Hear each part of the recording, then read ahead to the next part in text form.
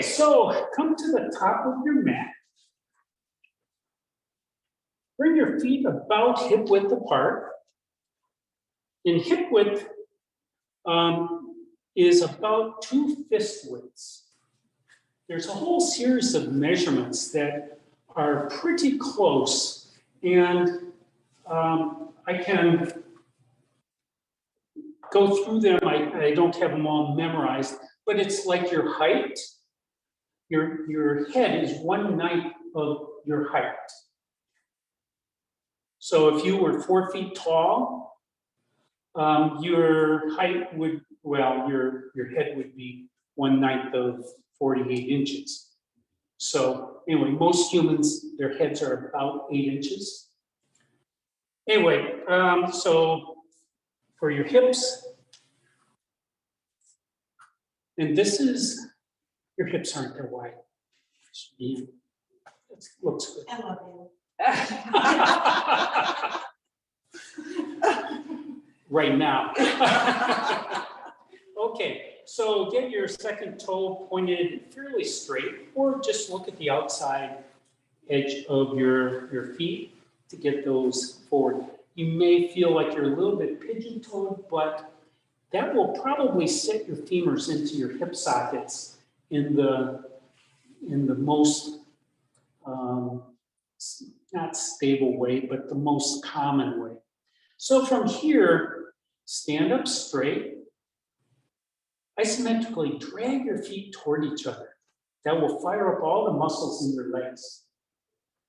And from here, raise your shoulders up towards your ears, roll them towards the back, and then just let them drizzle down your back and relax a little bit.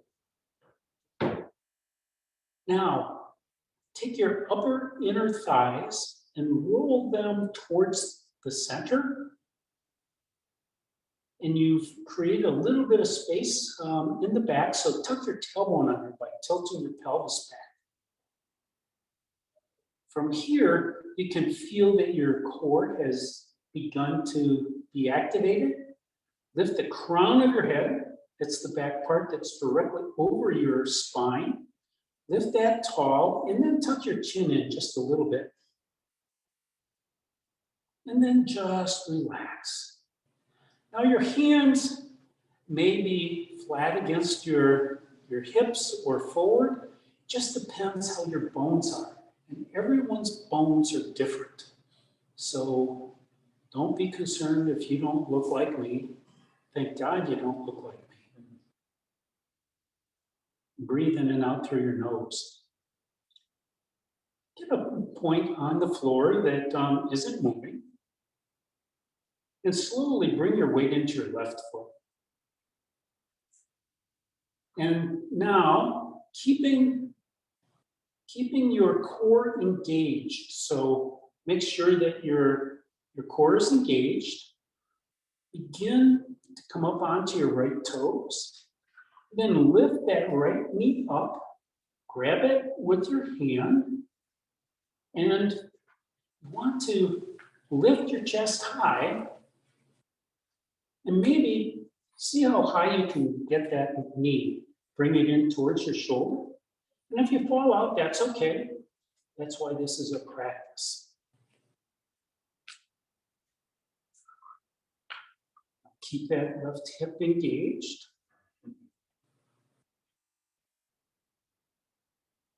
And then release and set that down.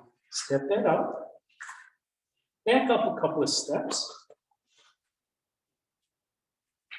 Now you can always go up against a wall or near a wall. We're going to do, first we're going to do waterfall, or in Hatha it would be Parsvattanasana. So from here, take a large step forward with your right leg. And both feet should be facing towards the front of the mat. Now you can bring your feet wide, that's fine. And from here, bring your hands to your hips and raise your chest.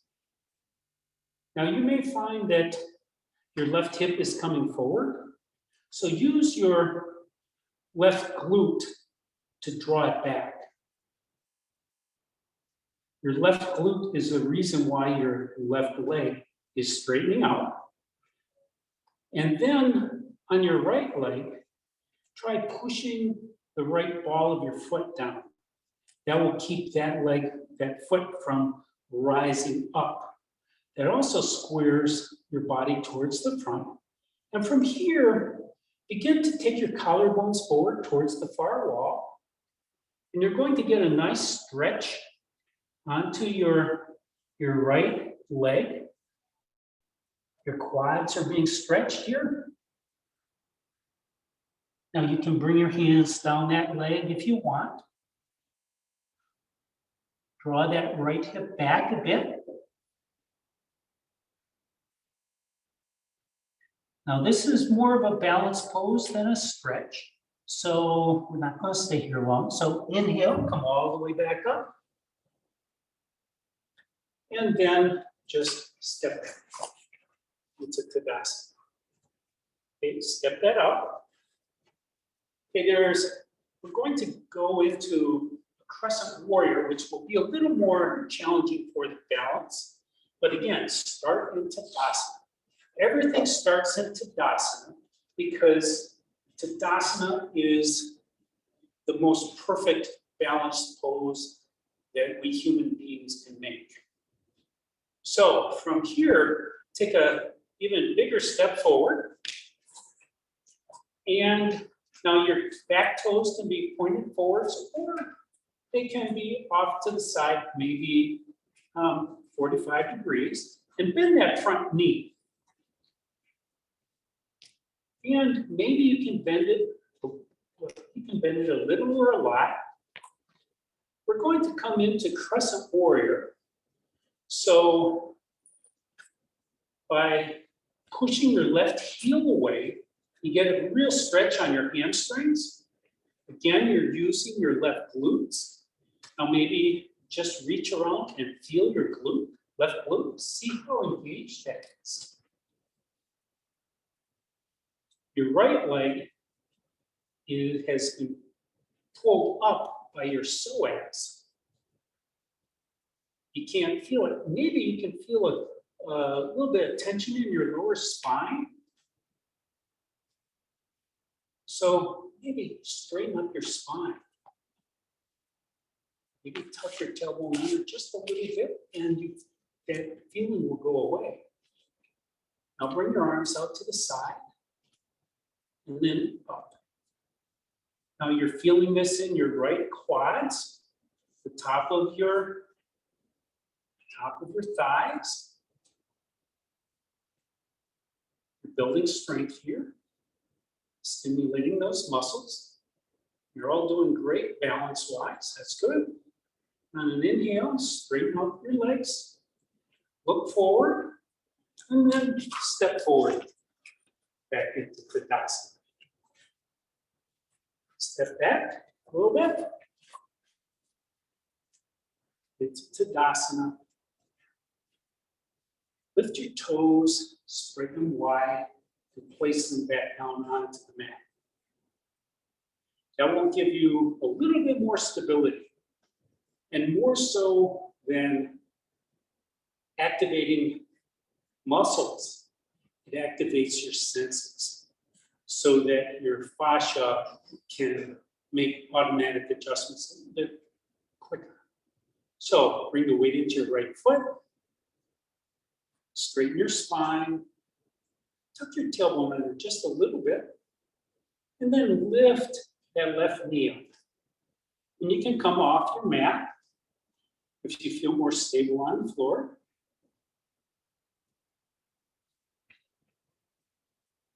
We're all lucky because you don't have shadows that move. And draw that knee up. Maybe you can get that knee all the way into your shoulder socket. Probably not. But you're stretching your psoas here. You're going to be engaging that psoas in a moment. So release and step that out. Okay, this time, take a step forward with your left leg, both legs straight. Use your right glute to straighten out that right leg. Inhale tall, engage your core, and then begin to fold forward. Your hands can be behind your back or on your hips or in front.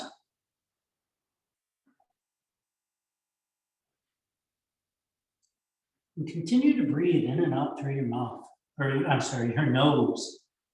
You want to breathe in through your nose and exhale through your nose, because that will increase the amount of atmospheric pressure inside your lungs and allow each breath to have more oxygen that you can absorb. And then inhale, come all the way up. Look down at your feet and then step back into Tadasana. Back up if you need to. And then on your next inhale, giant step forward.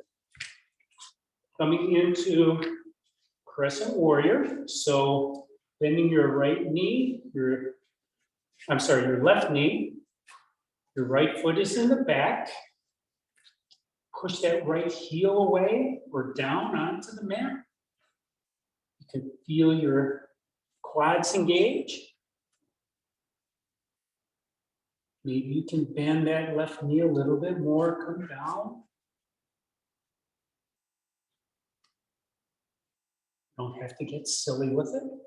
And inhale, bring that arms up overhead. And again, draw your left hip back.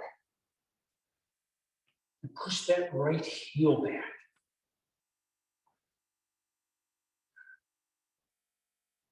Maybe you can feel your heart rate increasing. Balance-wise, you guys are really good.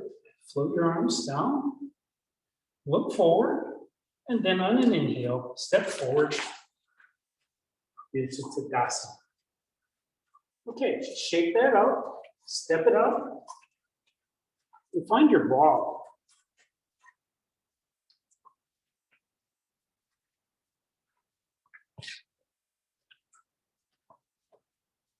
Okay, the tennis ball is a little bit soft, which is fine. You have one, okay. So put it down on the floor, and then bring the ball of your right foot on top of the ball and press down. You don't want to break your foot, but you want quite a bit of pressure. Just think about a big tarantula that you want to make sure doesn't survive. And from here, begin to roll, keeping your heel on the mat.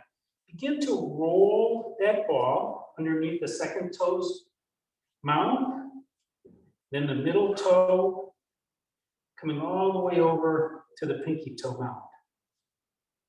And maybe you can see, come on back, but maybe you can see the pressure flattening out your skin so that you get a little bit of whiteness over those connections to your metatarsals.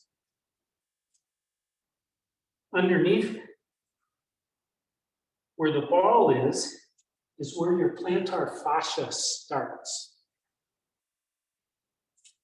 And your plantar fascia is what holds the bottom of your foot together. And it's also what causes, I think, almost everybody who has attained legal age to buy a house here, everyone suffered at least one dose of plantar fasciitis. This will help reduce that incidence. From here, begin underneath the ball of your big foot and slowly push that ball forward with quite a bit of weight on the ball, all the way to your heel. Then just roll the ball back. Start on the second toe.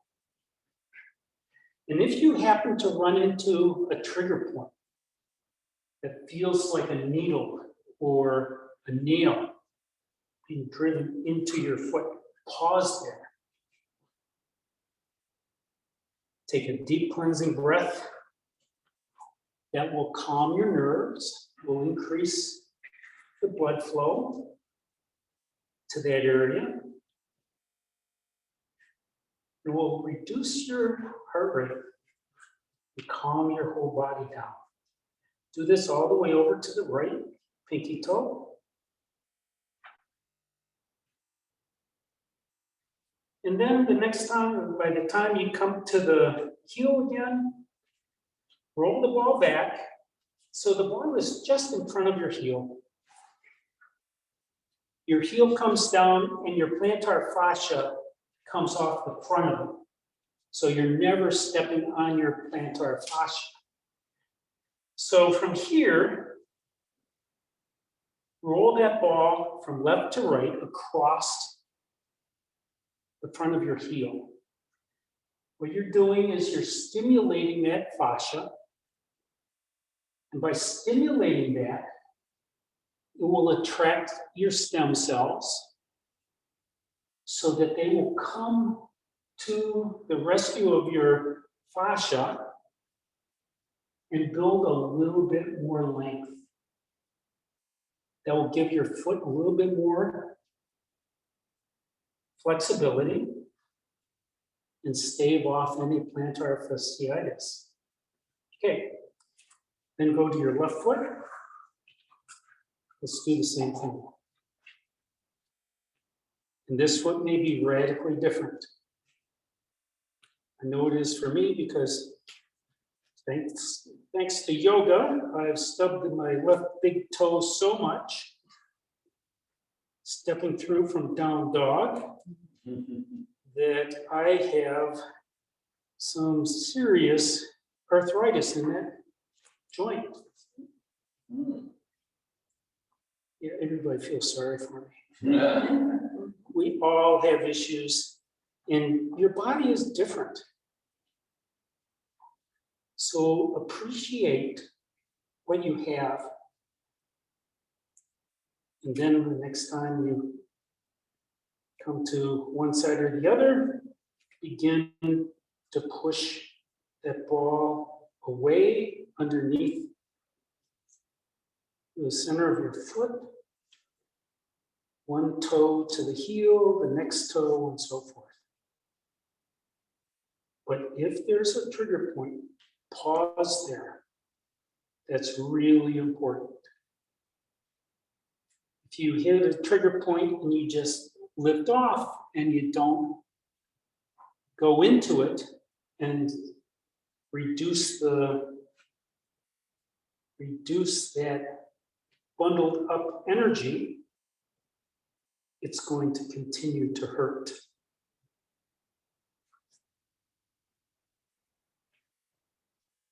And then bring that ball underneath the front of that heel. And again, keeping your toes down on the mat, move your heel from left to right.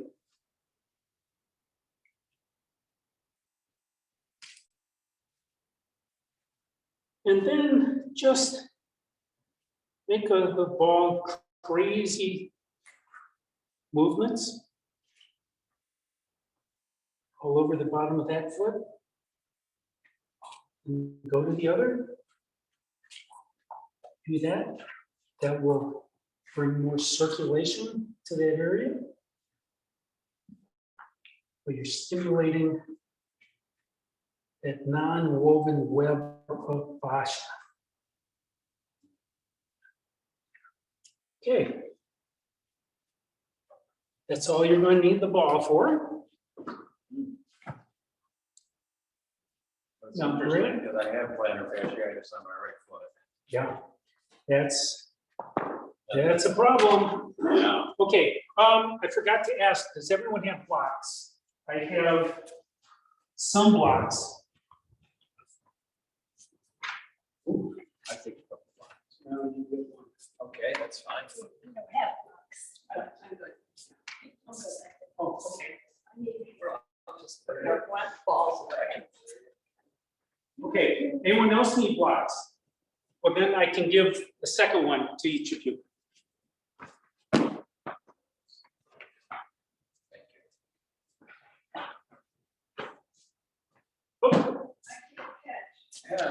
That's okay, we're not playing baseball.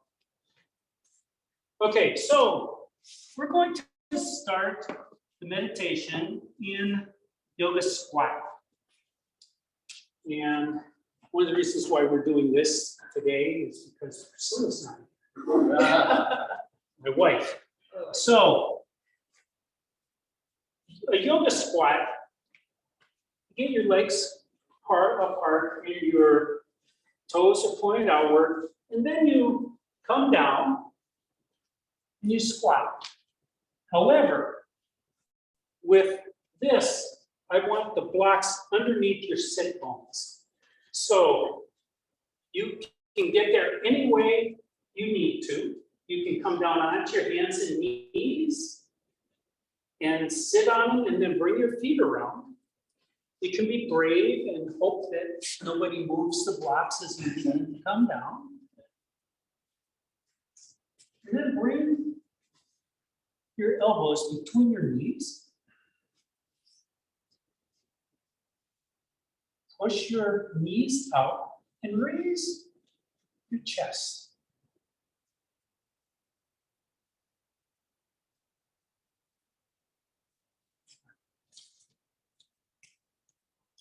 Just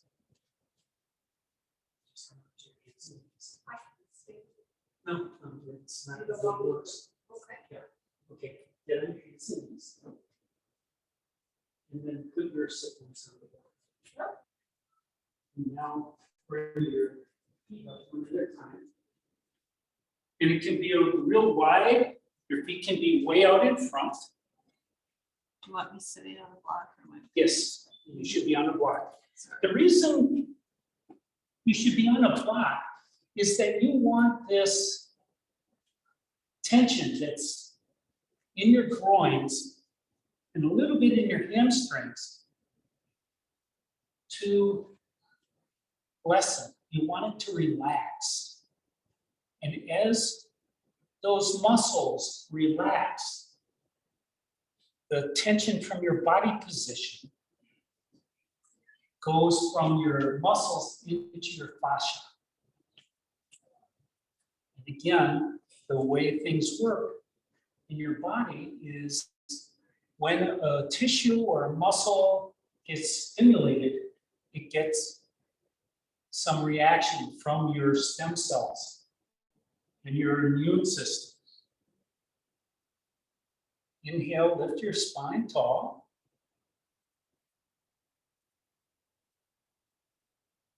Allow your eyes to close. And turn inside. Notice where you feel this the most. Notice your breath. Breathing in and out with your own natural breath.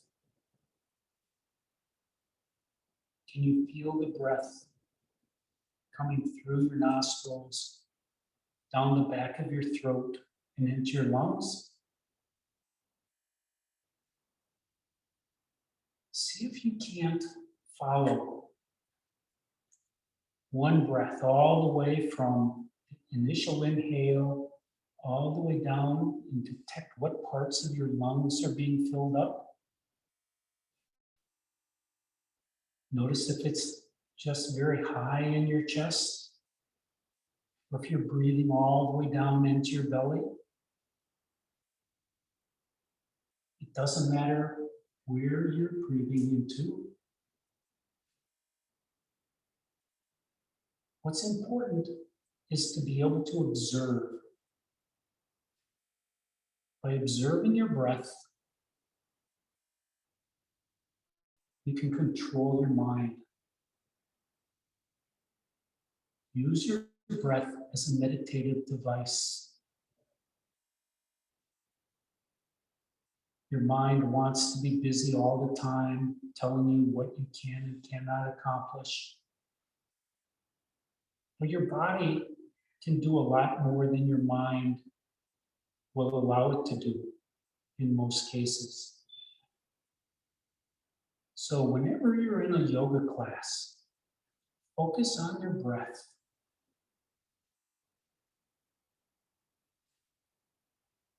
And your breath will allow your body to do the most it can do. You can allow your body to soften more easily, which is what you're going to want it to do in every pose.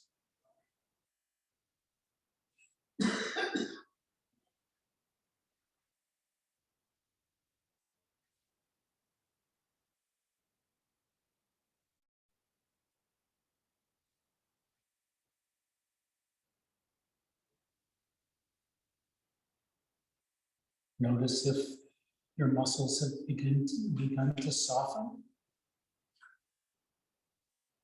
And if so, which ones?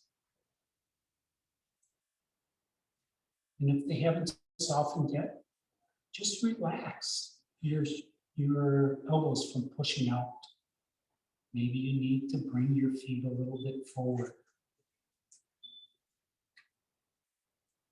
Seeking softness is seeking your edge. In Hatha, your edge is the point somewhere between pain and sensation, where doing more is too much and doing less is not acceptable to you.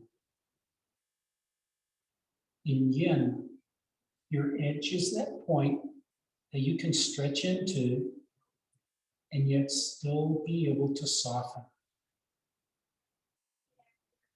And through every pose, that edge will move. And so you have the option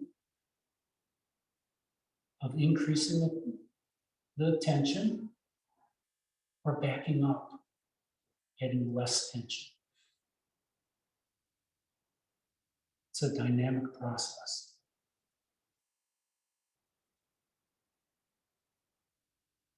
Begin to deepen your breath.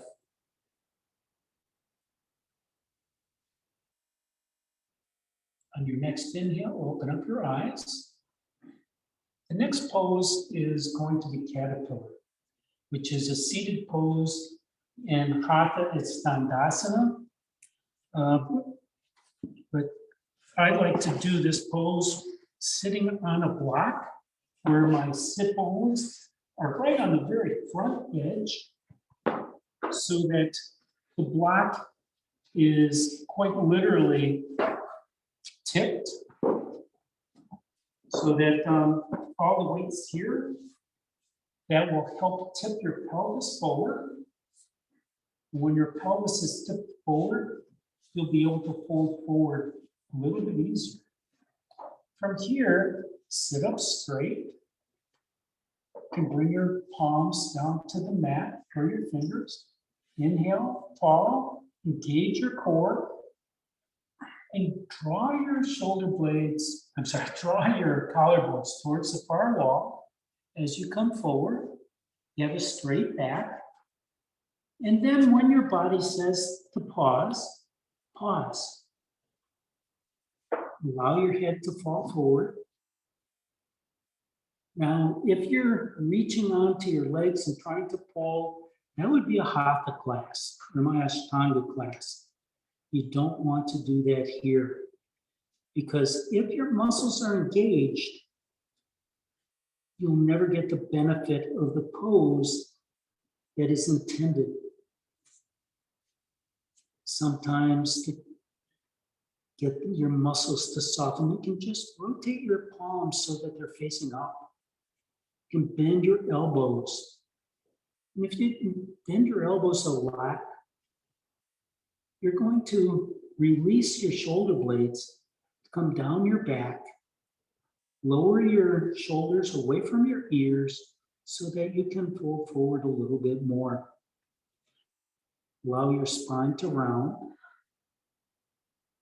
The target of this pose, targets, is your spine, your thoracolumbar muscles, which parallel your spine on each side. Each side has a series of 4 muscles that work together. And your hamstrings on the backs of your legs.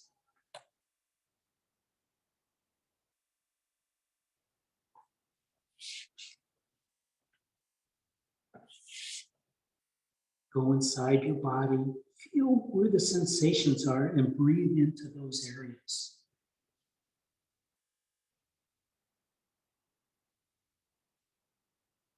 Most Americans have really tight hamstrings.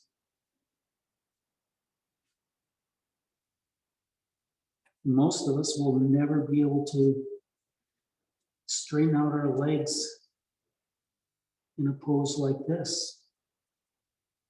But you can make progress.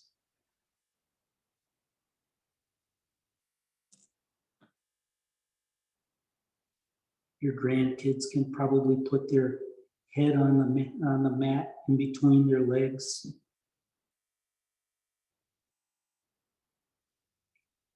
Because they haven't been working their whole life to get those hamstrings strong. And strong hamstrings are not a negative. It would keep your knees healthy.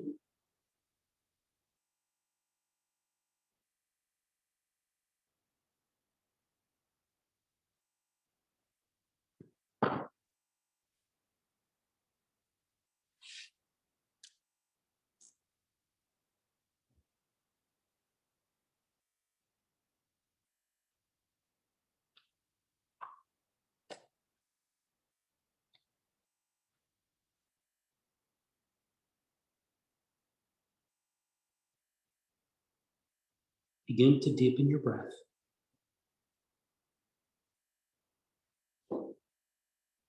On your next inhale, walk your hands back up towards your hips. Carefully remove any blocks that you may have used. Set them aside. Bring your hands behind your hips. Bend your knees. Put your footprints on the mat. And from here, windshield wiper your knees slowly from one side to the other.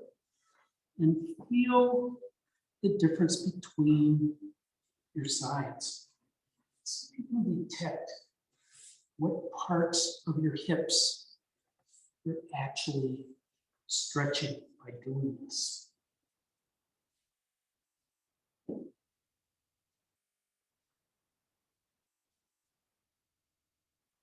Next time you come to center, pause. From here, sit all the way up and come onto your favorite hip and swing your feet around behind. And do a couple of cat-cows. So you can see what the next thing is. But get your knees directly underneath your hips and your wrist creases directly underneath your shoulders. Then inhale, your belly drops, your chest comes forward, your sit bones lift and separate. And on an exhale, round your spine, tuck your tailbone under, and finally your chin comes towards your chest. And then begin again. One breath into cow, one breath into cat. And the next time you come to center, pause. This time, look between your legs. If you can see your toes, move your toes out wider so they become invisible. And then curl your toes under. And then begin to walk your hands back. Maybe you can move your knees back an 1/8 of an inch or 1/16 of an inch. And be careful how much weight you put on your feet. Check with your fingers to make sure that your pinky toes are beginning to curl under. This is a toe stretch, and this also is stretching your plantar fascia. And if you can reach and feel right at the mounds of your feet, just on the bottom side, you can feel this stretch. And you can feel it across the bottoms of your heels, that front part of your heel.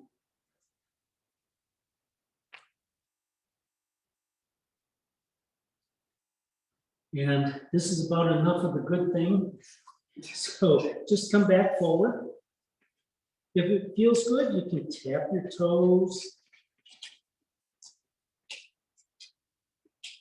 And then we're going to do, I'll give you a couple of options here. you can just bring your hips back on top of your heels. Your toenails are down. And this is by itself, this is called hero. And this is an ankle stretch. Now, an ankle stretch is great. And you can stay here. There's also what's called saddle pose, where you move your heels out. And your hips may not be able to come to the mat. You may want to use the block. That's okay. But this pose is working on your quads.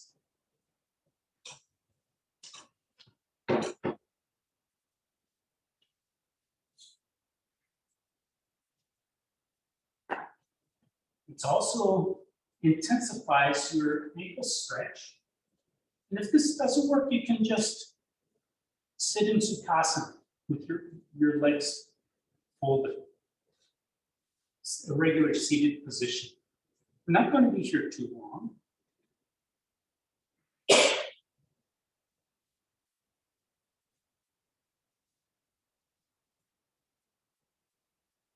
Bring your hands behind your hips. And then tuck your tailbone under. That will tilt your pelvis back. And inside your pelvis, it tilts your sacrum, which is another part of your body. It's 5 vertebrae that fused together when you were younger. And that is the part that takes all the weight from your spine and transfers it into the left and the right wing of your pelvis. And then come forward, back into table, do a few more cat-cows.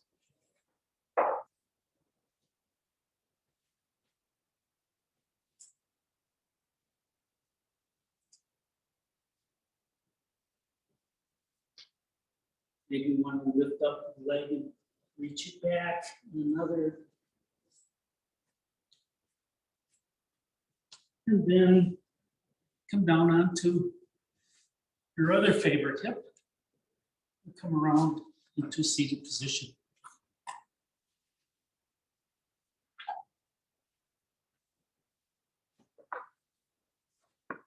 One of the benefits of facing the other way, doing saddle, is that I don't see agony on your faces. Okay, this time we're going to be doing double saddle, or I'm sorry, double swan. So for double swan, start with both legs out in front, and then bend your left knee. And bring your left ankle roughly parallel to the front of your mat. Now, when I say roughly, I mean roughly.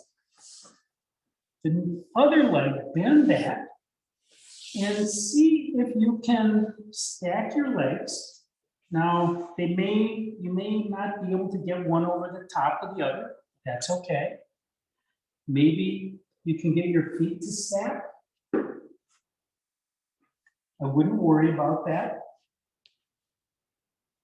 Maybe if you're really flexible or you've been doing this for almost 12 years like me, you can get one foot over the top of the other knee. But every one of your bodies is different. So don't try to do something that's going to be crazy. So if you're having difficulty, just put your right foot in front of your left and try to get your shins parallel. That's good. Maybe you can put a block underneath one of them, the right leg, to get it up a little bit higher. What you're trying to do here is get more of an outward rotation on your femurs as they go into your hip socket. Any rotation comes from your hip socket. So The more you can go, the more flexible your hips are. So from here, try to get both sit bones firmly on the mat. Lift your spine tall. Close your eyes and just rest your hands on your legs for a moment.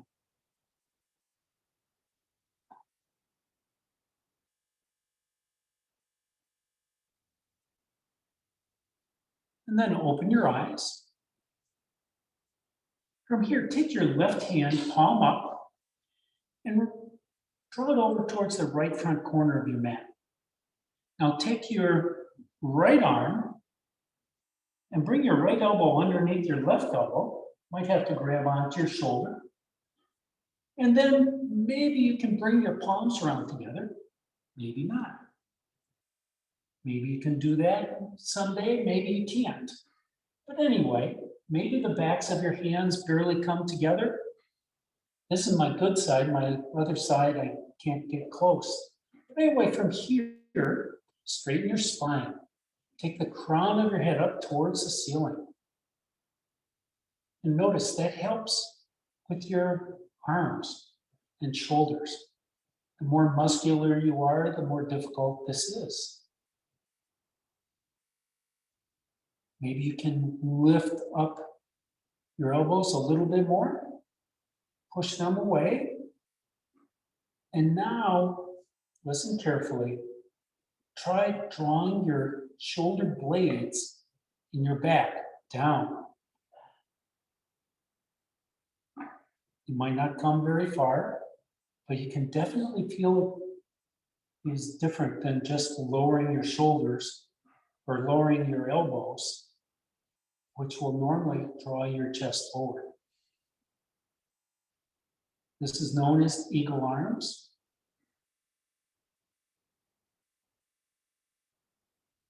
And then on your next exhale, release. Bring your arms way out to the side.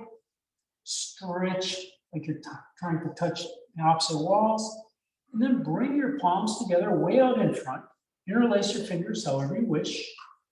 Supinate your hands, push your palms away. And then inhale. Bring your palms up towards the ceiling. Be careful. The higher you go, notice how your shoulders change. And then slowly release. Bring your arms all the way back down. Now, take your right arm up towards the ceiling.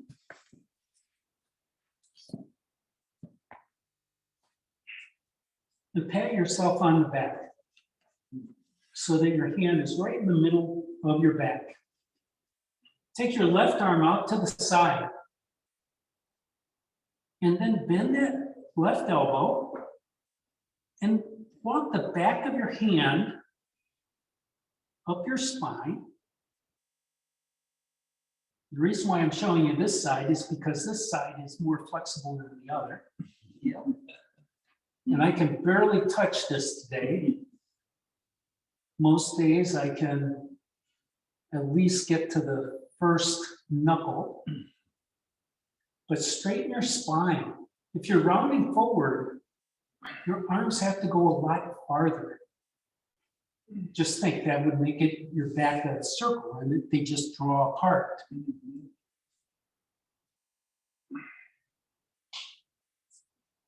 This is called Gomukasana Arms. The translation for Gomukasana is cow face. Don't ask, I don't know. And then on your next exhale, release. Bring your arms down by your side, shake them out. And then bend your elbows into robot arms. Pretend that you're grabbing onto a couple of baby birds and just rock your elbows forwards and back and let your shoulder blades come down. That will bring more synovial fluid into your shoulders and bring relief. From here, to release your legs, use your hands to help your legs come back to center. Straighten out your legs. Bring your hands behind your hips. Push your heels away. And then rotate your feet one side to the other. And this is rotating your femurs in your hip side.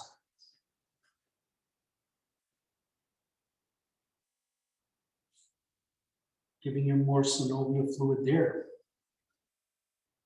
And then from there, come down onto your elbows, all the way down onto your back.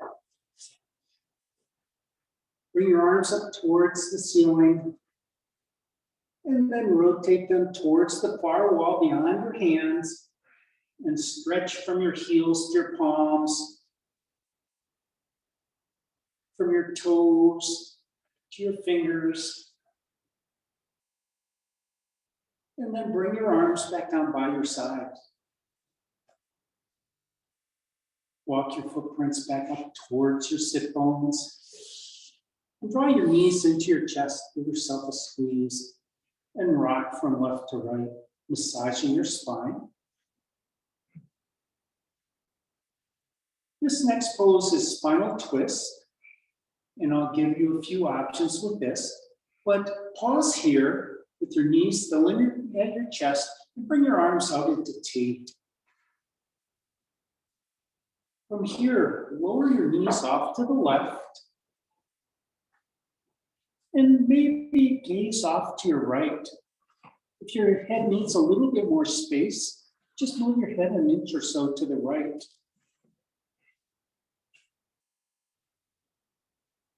Now, if your knees aren't together, you can always put your right hand on top of your left hand on top of your right knee. If you like, you can straighten out that right leg so it stretches towards the side wall. And that will stretch your IT band, your iliotibial band, which is a really important muscle that is tying your pelvis to the top of your tibia. It's actually mostly tendon, and you can feel it along the outside of your leg. Just above your knee and at your knee, it's about an inch wide. Soften your lower belly.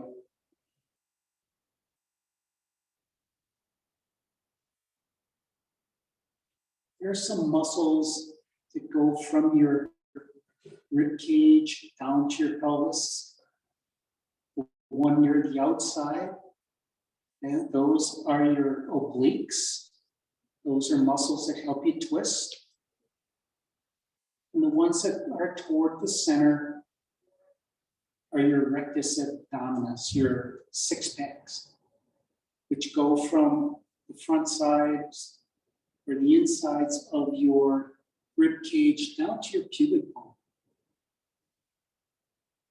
protecting your organs. Soften your glutes here. Your glutes on the right side are being stretched.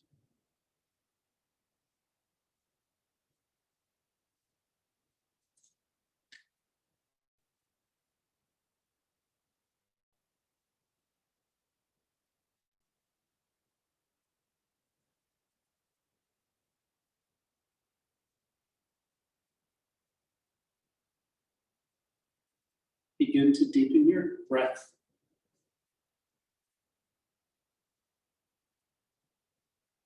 Your next inhale, bring your knees back to center. Give yourself a squeeze. Rock from left to right.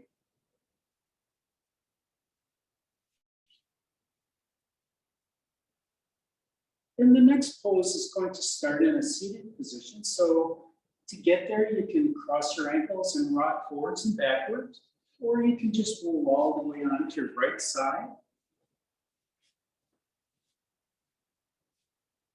Rise up. This pose is going to be dragonfly. And dragonfly is a spread. Now you can use a block. It is a groin stretch, and it also stretches your hamstrings. But start with your legs out wide. First, move your legs to the absolute maximum. And maybe you can feel your hip sockets scream. That tells you move your legs in. You want about 70%. So 70%, you may move your legs in maybe 6 inches each side, maybe more. But from here, what we're going to do, we're going to go over one side and then the other. So inhale, lift your spine tall. And I like to be on a block because it helps me tilt pelvis forward. And if I'm sitting, my sit bone's on the floor, I can't. It just doesn't work. So inhale tall, turn your chest towards your right foot. Inhale, and then exhale, walk your hands forward along either side of that leg with your collarbones going towards your foot. You may not go very far, that's fine. And once you get to that point that your body says, please pause, halt there, let your body catch up. Notice what's happening in your left leg. You may have more sensation over there.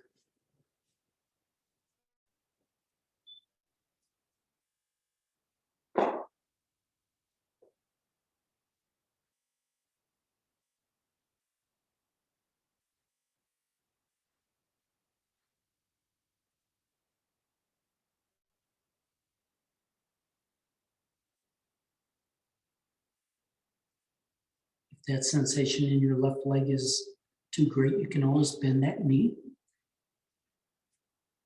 and bring your left foot over towards the right thigh. You're seeking softness.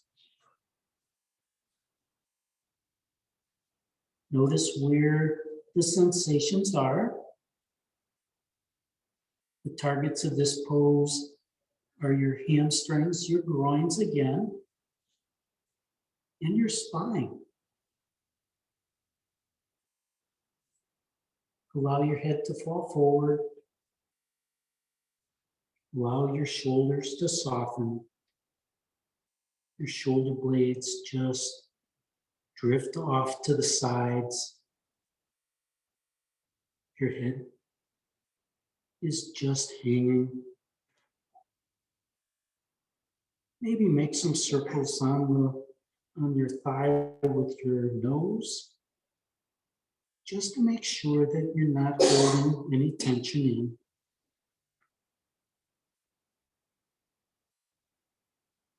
And if you want to increase the tension because this pose becomes easier, go ahead. But don't do so much that you won't be able to soften.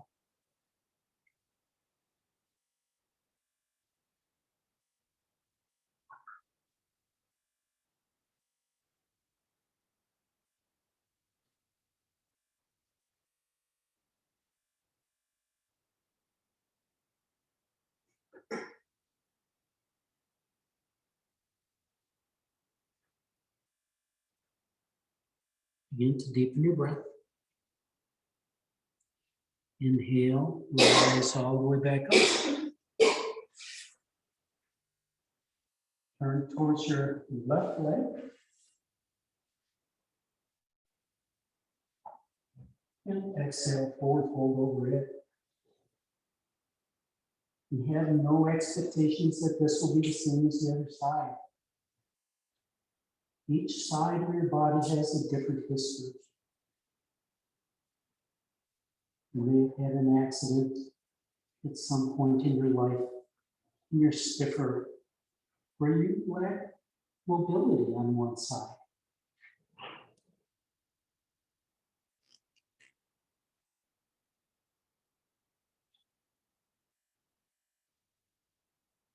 Be aware of that.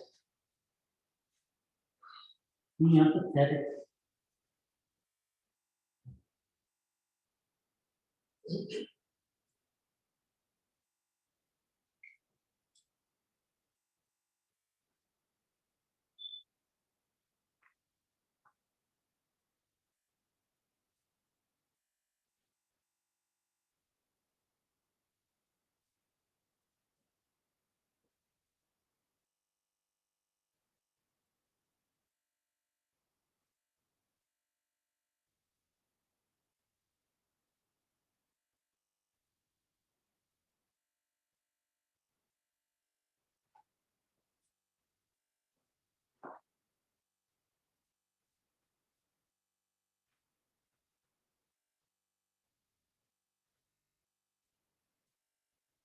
Get to deepen your breath.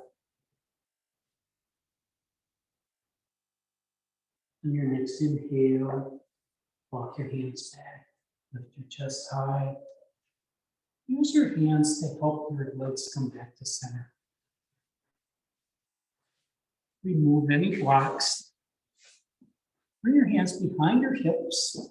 And this time, as you begin to think about windshield wipers, maybe you want to put your feet closer together than you did before and wider apart. Make it different so that you can see how your body changes. See how the sensations are different.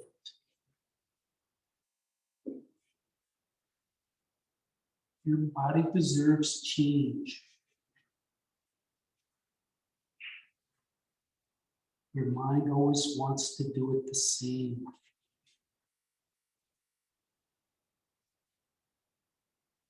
And the next time you come to center, pause. Straighten out your legs. Push your heels away. Then come down onto your elbows. All the way down onto your back. Your hands next to your hips. Walk your footprints up towards your sit bones. And grab a block.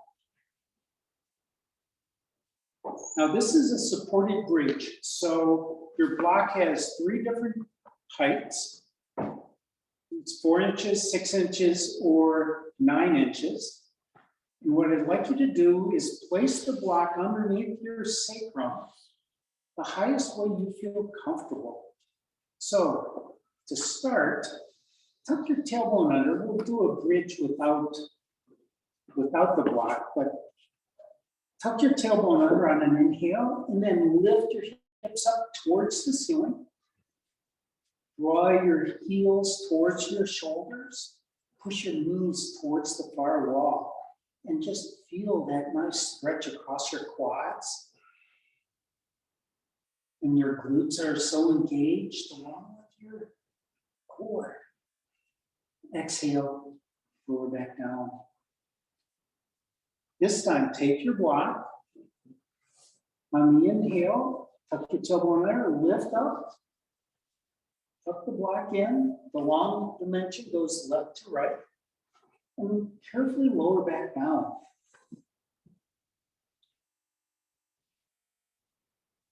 Maybe rock your hips a little bit left to right to make sure that you're stable.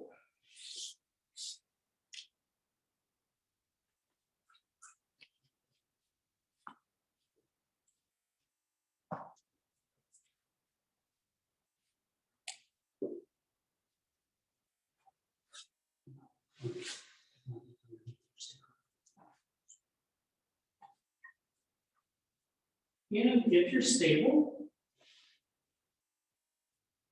you can walk your feet out towards the front of your mat.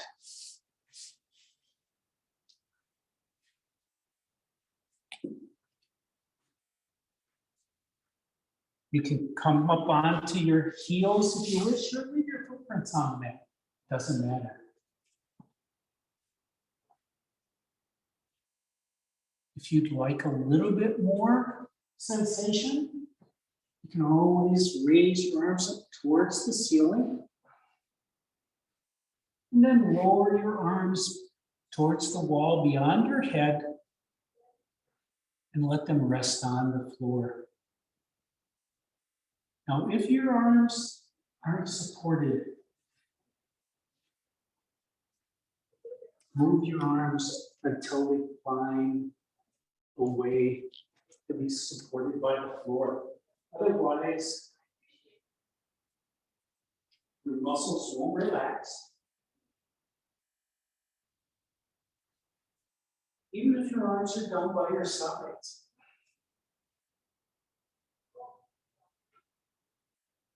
Sometimes it's your shoulders that just, your bones won't allow you to reach straight up into the air. Because your shoulder blades interfere with your humerus. That's okay. That's normal. That's not a pathological condition.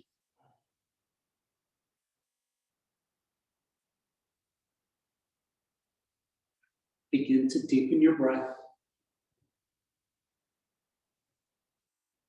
On your next inhale, bring your arms back down by your sides. And walk your feet back towards your sit bones.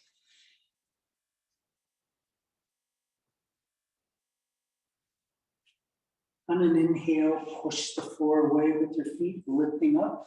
Remove that block. Come back down onto your back. Draw your knees into your chest. Give yourself a squeeze and rock from left to right. Again, massaging your back. Or maybe make some circles on the ceiling with your knees.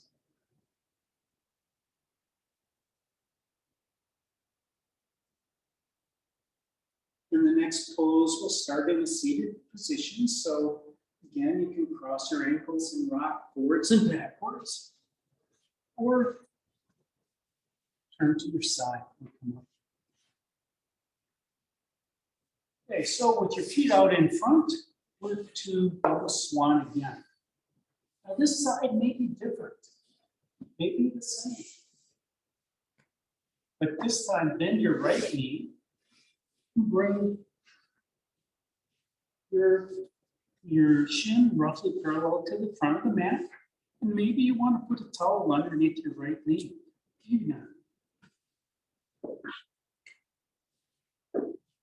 And then bring the left leg over the top of the right, or if your legs don't work that way, you can always bring one in front of the other. And if you need to use a block to be able to support that upper leg, use it. Again, this is to get into your left hip, to make that left hip a little bit more flexible. And once you get here, sit tall, rest your hands on your legs. Push the crown of your head up towards the ceiling, close your eyes, and observe what's happening. Maybe you can go inside that hip socket. What's happening there? Maybe the sensations are too much for you and you need to make a change. Make the change.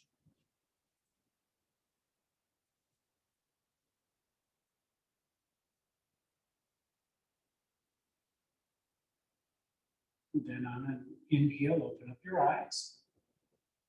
This time, take your right arm, palm up towards the left front of your mat, and take your left elbow underneath the right.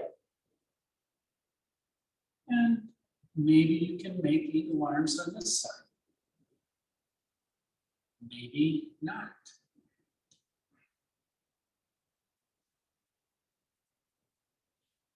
This is a big inward rotation on your shoulders.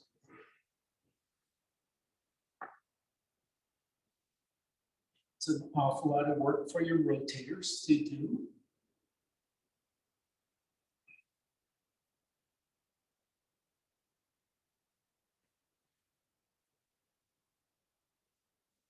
If it's too much, you can always just grab opposite shoulders.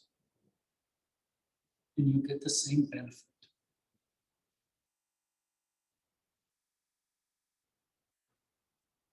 Trying to follow somebody who looks like the book, that doesn't do the best for your body. From here, maybe you can raise your elbows up a little bit, push them out a little bit, and then focusing on your shoulder blades in the back.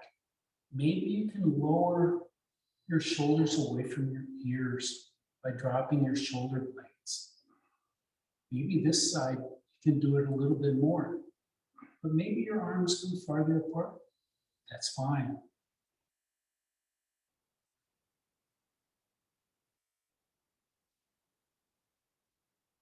Focus on your breathing. Breathe into those sensations. And on your next exhale, release. Bring your arms out wide. Bring your palms together. And this time, interlace your fingers the opposite way. The way that feels funny, the way that feels wrong. And then supinate your palms facing outward. And notice how this feels on your shoulders this time. Quite different. And then raise up. There's only about a 1/4 inch difference in where your hands are, but it feels so different. And then release. Bring your arms all the way back down.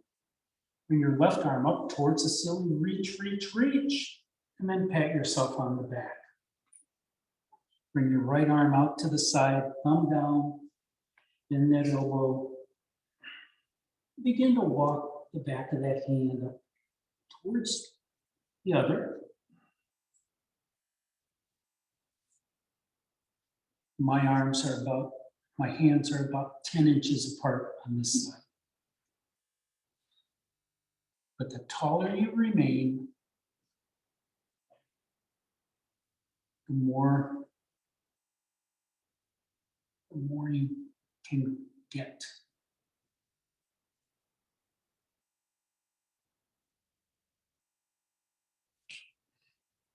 Breathe into those sensations, and that will help your muscles respond.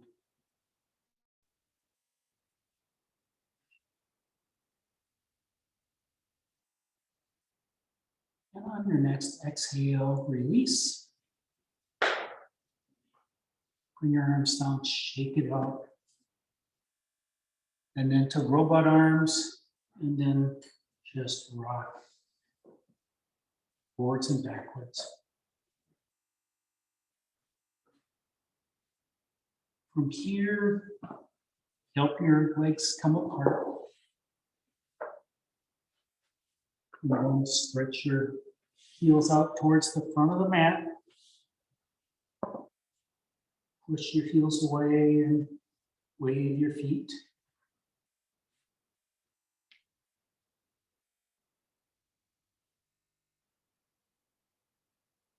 And then come all the way down onto your back.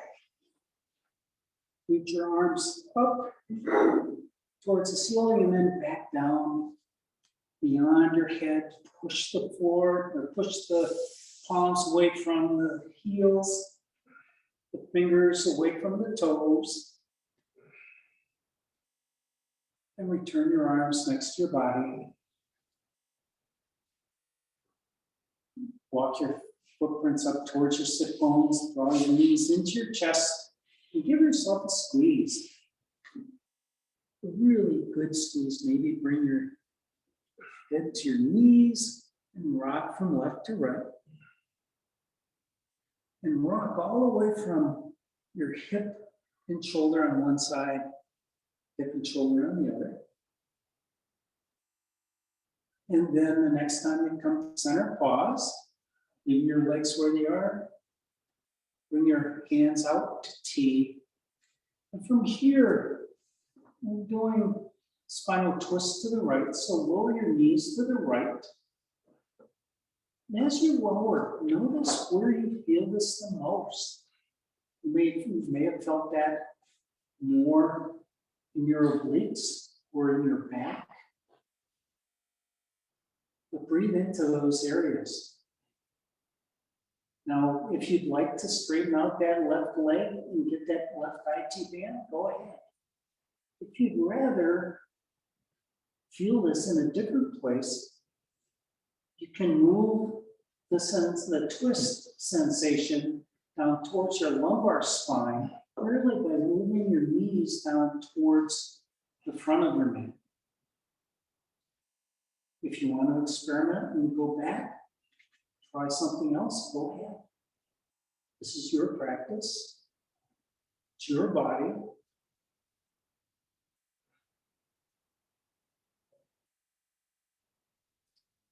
You want to learn your body enough to give it the best possible care.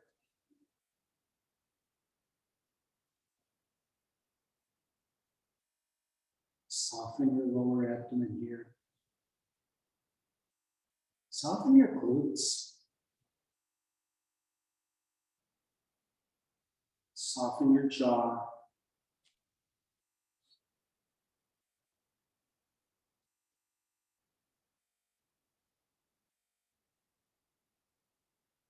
Soften the tissues around your eyes.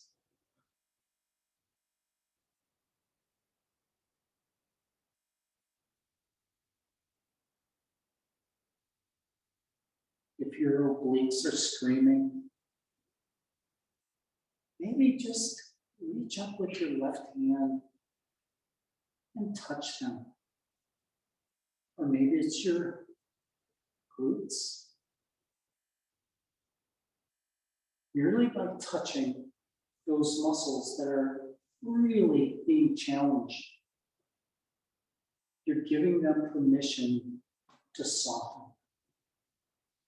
You're telling them that they're not going to be needed in the next few minutes so they can relax.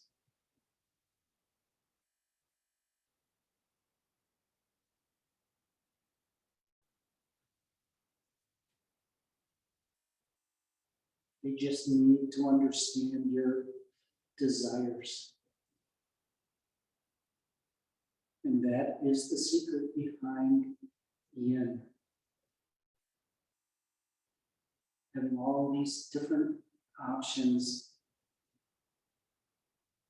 to entice your muscles to soften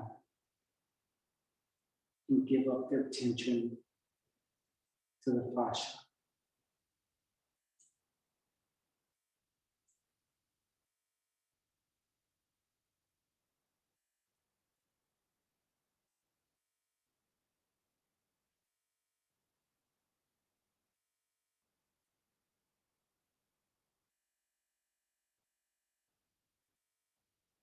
Begin to deepen your breath. On your next inhale, bring your knees back to center. Give yourself a squeeze. Maybe make circles on the ceiling. First one way and then the other. And the next time you come to center, pause. Lower one leg out to the front corner of the mat. And then the other. Stretch your heels away.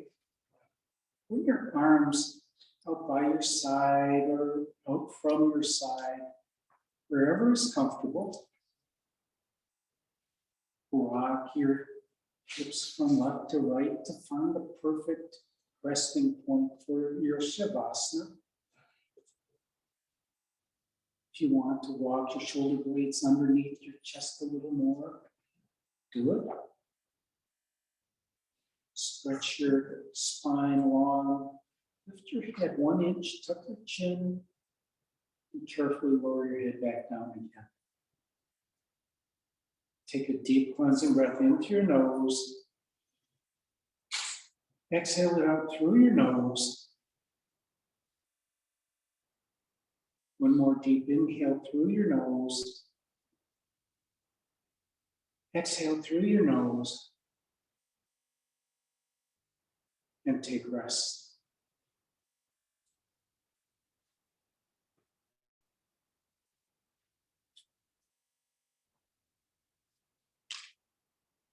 I'll be coming around, adjusting some of you. I probably won't have time to get to everybody. But if you do not want me to touch you, just wave me away when you hear my footprints.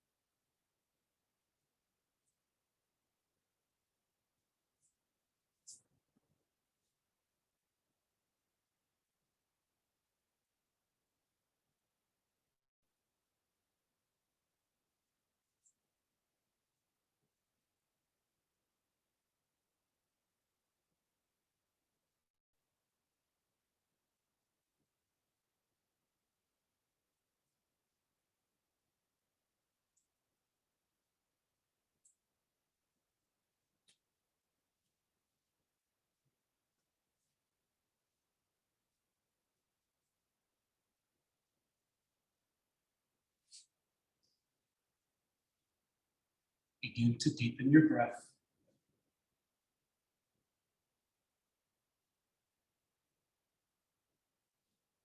Bring your awareness back into your space.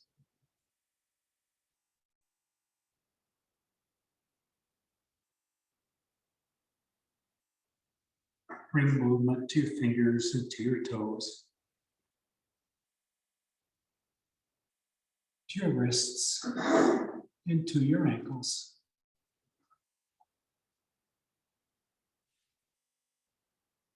Gently roll your head from left to right.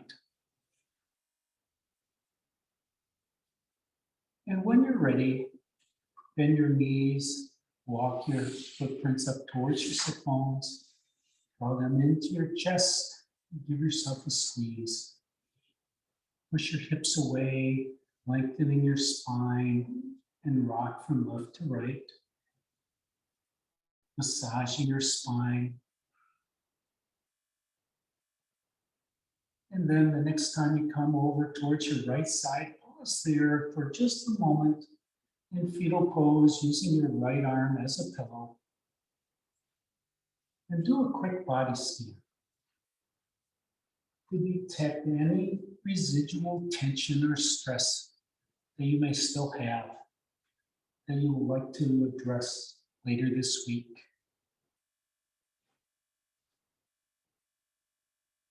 And then using your left hand, push the floor away, rise up to a seated position.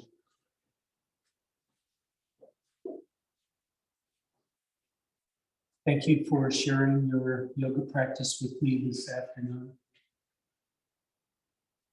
Seeing each of you practicing, improving the health of your body and your mind through the practice of yoga motivates me to teach more and more. Take the empathy and compassion that you practice here on your mat home with you and share it with your family, your friends, and each person you may meet. Namaste. Namaste. My name is Clint, and this has been Yin Yoga. Thanks for coming.